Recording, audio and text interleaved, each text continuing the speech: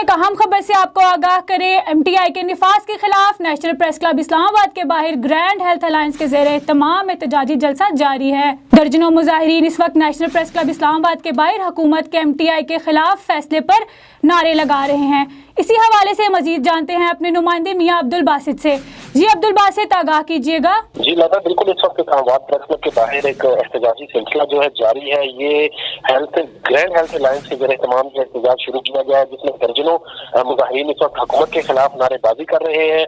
इस मौका पर जो ग्रैंड हेल्थ अलायंस के मरकजी चेयरमैन है डॉक्टर असफर यार, उनका कहना था कि MTI एक गैर कानूनी और गैर आईनी शिक है जिसको इस्तेमाल करके सैकड़ों मुलाजमीन के का माशी कत्ल किया जा रहा है। इस पर MC पर जब शब खून मारा गया था, इसी तरीके से आज ये भी एक नया तरीकाकार ढूंढा गया है जिससे वर्कर्स का माशी कत्ल किया जा सके। उनका मजीद ये भी कहना था कि जितना ये मुल्क किसी और का है वो उतना ही हम सब का है, लिहाजा यहाँ पर सबको हक राय जो है वो दिया जाए ताकि वो अपने हक राय इस्तेमाल करते हुए अपने हकूक का तहफ़्फ़ुज़ कर सके। उन्होंने कहा कि आज जो एहतजाज का ये 9वां दिन है, पिछले 8 दिन से मुसलसल पिंड की हदूद के अंदर ये एहतजाज जारी था, ताहम आज ये एहतजाज जो है नेशनल प्रेस क्लब इस्लामाबाद के बाहर रैली की सूरत में लाया गया और दर्जनों जो कारकुनान है, दर्जनों जो पिंड की इंतजामिया के लोग हैं वो इस वक्त सरापा एहतजाज है। उनके साथ बहुत सारे दीगर लोग भी हैं जो कि हुकूमत के खिलाफ नारेबाजी लगा रहे हैं और MTI की भरपूर मुखालफत कर रहे हैं। जी बहुत बहुत शुक्रिया आपका बासित।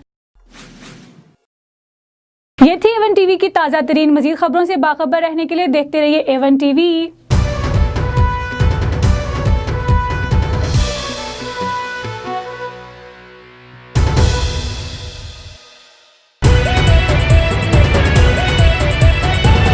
A1 TV, सब पे नजर, अंदर की खबर।